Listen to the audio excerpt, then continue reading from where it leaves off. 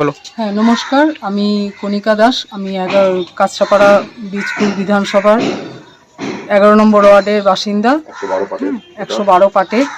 তা আমার প্রথমে এসআইআরের জন্য ফর্ম দিয়েছে, সেই ফর্ম ফিল আপ করেছি। ফর্ম ফিল আপ করে জমা দেওয়ার পরে আমার হিয়ারিংয়ের জন্য হিয়ারিংয়ে ডেকেছে, নোটিশ এসছে। আমি হিয়ারিংয়ে গেছি। হিয়ারিংয়ে গিয়ে আমার যা যা ডকুমেন্টস আছে আমি সব কিছুই দিয়েছি।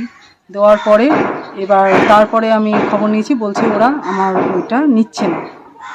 হিয়ারিংয়ে ডাকার পরে আমি যা যা ডকুমেন্টস দেওয়ার পরে বলছি ওটা নিচ্ছে না।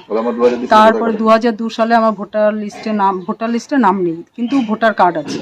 সে আমি ভোটার কার্ড দিয়েছি, প্যান কার্ড, আধার কার্ড, এমনকি আমার মার ডেথ সার্টিফিকেট দিয়েছি।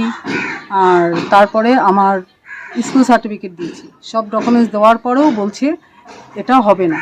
তা হবে না, তাহলে এখন আমি কি করব?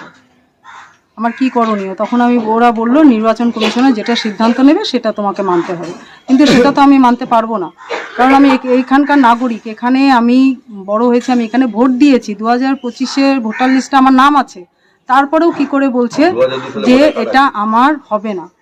তাহলে আমি এখন কি করব? তা নির্বাচন কমিশনার এখন কি চাইছে? সাধারণ মানুষকে লাইনে দাঁড় করিয়ে এইভাবে হেনস্থা করা কি তা ঠিক? বিশেষ করে তারা মেয়েদের নামটা বাদ দিচ্ছে কেন?